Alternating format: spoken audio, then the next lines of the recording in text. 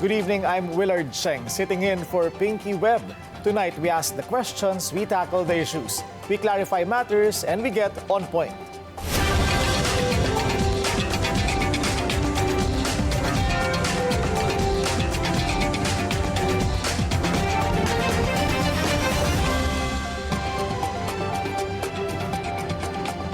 The government's infrastructure projects under fire for alleged irregularities.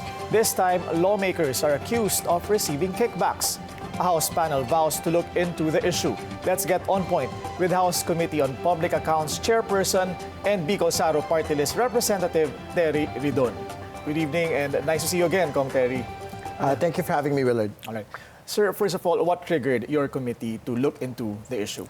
Well, I think the presidential pronouncement of the president that he would want to see an all-seeking infrastructure review of all projects in his term is something that the House treats seriously. And secondly, House Speaker Martin Romualdez also made a response to the President's SONA that he will actually order this particular review through the House. And as soon as I was elected as House Public Accounts Committee Chairperson, the marching order for us is basically to convene the Public Works Department, regional directors, high-level officials, including the Secretary, for them to provide a report to the committee on the status of infrastructure projects, particularly flood control projects. Particularly flood control. How about the rest, sir, outside flood control? Well, of course, as it is an all-encompassing inquiry, it includes all other infrastructure projects, but with special emphasis on flood control, because it is that particular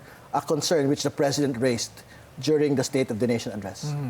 Kung Terry, titingnan din ho ba ng komite yung mga sinasabi ng Pangulo na nag-conspire para pagkakitaan itong mga flood control projects? Well, magiging methodical yung gagawin pong pagsisiyasat ng atin pong komite. Siyempre, una, kailangan nating malaman yung mga proyektong ito, flood control man ito o hindi, ay talaga bang may necessity para rito. So, ibig sabihin, pagka hindi pala siya necessary na proyekto, bakit ito itinuloy? No?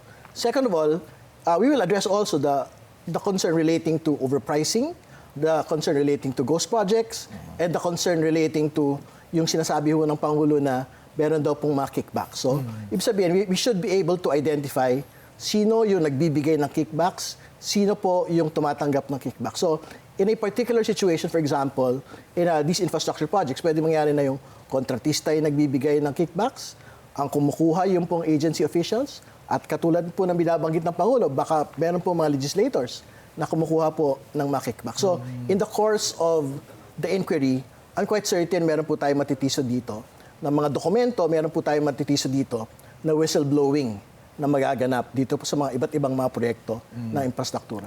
This early, sir, meron na ka na bang potential pieces of evidence o kailangan pa bang hintayin ng review ng COA? Well, hindi naman.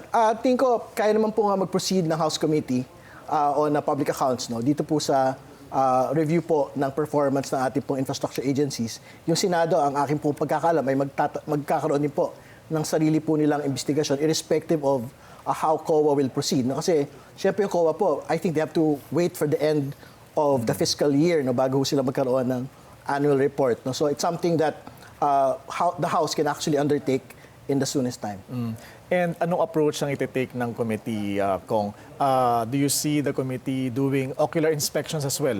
Well, kasama po ito. And I think to be very fair to the Public Works Department, particularly on flood control, meron naman ho tayong mga nakikita rin sa totoo lang na mga gumagana pong mga flood control projects. No? So magandang halimbawa dito, yung pong syudad ng Marikina. Actually, mga kababayan ho natin doon, akala nila nung pumalo po na 18.8 meters yung baha last week sa Marikina River, akala nila they have to be forced to evacuate.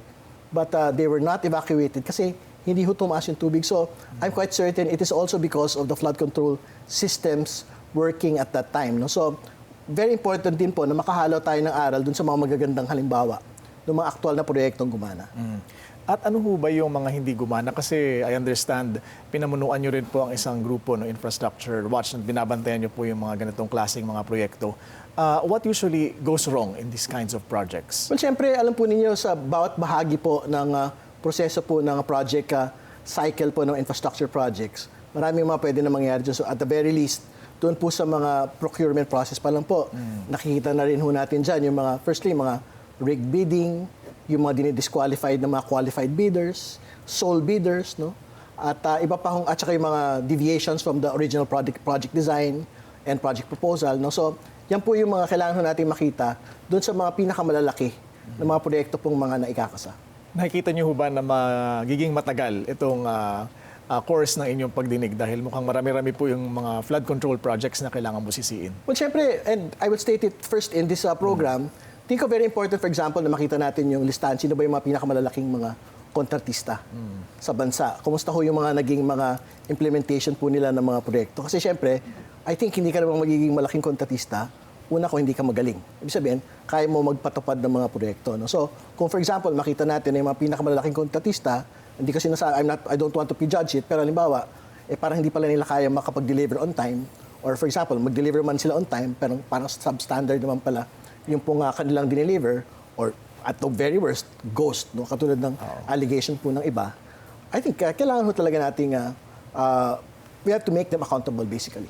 And do you see your committee blacklisting certain contractors in the end? Well, I think we have to be able to recommend a blacklisting of contractors pagka ganyan ho talaga yung actual performance po na. Pero but very important din po talaga na hindi na kasi contractors po ito. If it's if what the president is if what the president wants talaga is to make accountable each and every person involved dun sa tinatawag niya na kickbacks and SOPs, kailangan ho talaga natin makita at mapangalanan kung sino ba itong mga to. Yes, so and your committee is expected to name names. Ano well, kasama ho dito po, syempre, pagka ho yung corruption aspect na po kasi, papasok na po yung House Committee on Good Governance kasi sila po yung basically sa mga usapin po ng corruption issues, sila na po yung may mandato po rito.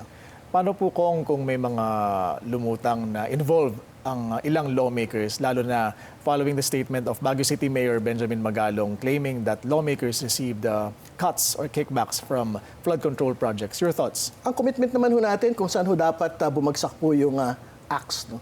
So usapin po na ito, legislator ba ito? High-level executive official po ba ito? Kontratista po ba ito? Regional director ba ito? Undersecretary ba ito? District engineer po ba ito? Tingin ko wala naman ho dapat santuhin yung pong ganito pong mga inquiries. Kasi syempre, ang pinag-usapan pa rin ho talaga natin dito, pondo ng bayan.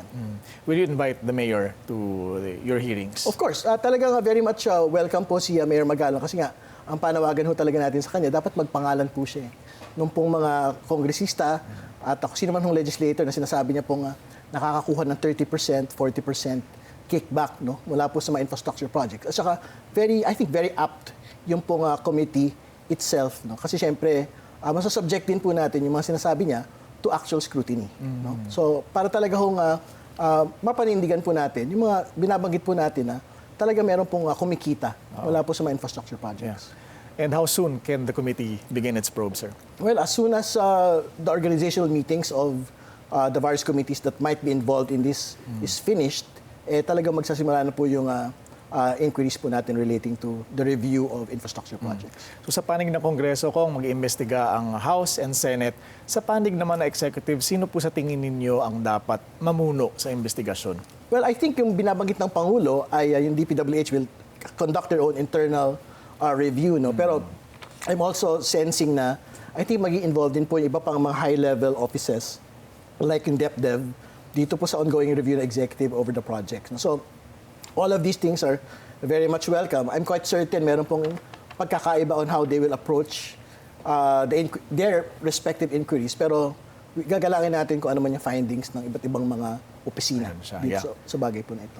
And isasama rin ho ba ng komite yung mga flood control projects that were subject of the controversial insertions of the Senate President as reported here on BNC? I think lahat po ng mga dapat pong makita, no? Whether insertions po yan from the level of Congress, whether insertions po yan from the level of the Senate. Particularly, syempre, like what I stated, the inquiry will be very methodical. Sabi ko nga, the first question to them is, was this necessary? Yun yung kailangan nung sagutin po ng Public Works Department. Ibig sabihin, irrespective of whether it's an insertion or a regular allocation, yung first question that needs to be answered is it a necessary project? Is it a necessary appropriation of government? Kasi pag ang sagot doon ay hindi, para may problema tayo agad. Oo. At kung may mga duplication bang nangyari, makikita din dyan. Well, kasi real concern, for example, yung, particularly for flood control, no? Mas maganda ba halimbawa na meron kang massive flood control project to make sure na may scale, na abutin po yung proyekto? O mas maganda ba na mas marami pero mas konti? No? So, yan yung mga kailangan sagutin ng mga engineers po natin as soon as the inquiry begins. Oo. At sisilipin niyo ho ba kung meron ba talagang master plan at nasusunod ba ito? Well, to be very fair po to DPWH, yung po mga river basins po natin sa buong Pilipinas, meron po yung kanilang mga master plan. At hindi lang ho gobyerno ng Pilipinas ang gumawa nito, kasama ho natin yung mga foreign consultants katulad ng JICA. So syempre, pagka nakita ho natin, basically yun po yung baseline, baseline na pagbabatayan po natin kung nasunod ba o hindi. Ibig sabihin, tama ba yung mga proyekto na inilatag natin sa taon-taon nating mga plano? Nakabatay ba ito sa master plan? Kasi kung hindi, yun nga, ba't natin yung ginawa? Di ba pinag-aaralan natin, kaya nga tayo merong master plan? And finally, sir, ano ang ina-expect ninyong output after the probe? Maybe a proposed legislation? Well, to be very clear, syempre yung accountability, almost certain ho tayo na we will have to exact accountability for involved parties. No? Yun yung first outcome. Pero secondly, syempre moving forward, what should we do? Hindi ba? So, kung may mga, for example, yung mga minor delays, dapat meron po actual catch-up plan na pwede pong mangyari. No? Tapos pangatlo, yung blacklisting, for example, ng mga involved contractors. Kung talagang mapatunayan ho in the course of the hearing na talagang matindi yung slippage, matindi ho talaga yung kanilang mga default, no? Kailangan ho, matanggal na ho sila sa listahan, gaano man sila kalaking kontratista ng gobyerno. Thank you very much for joining us tonight, Congressman Terry Ridon.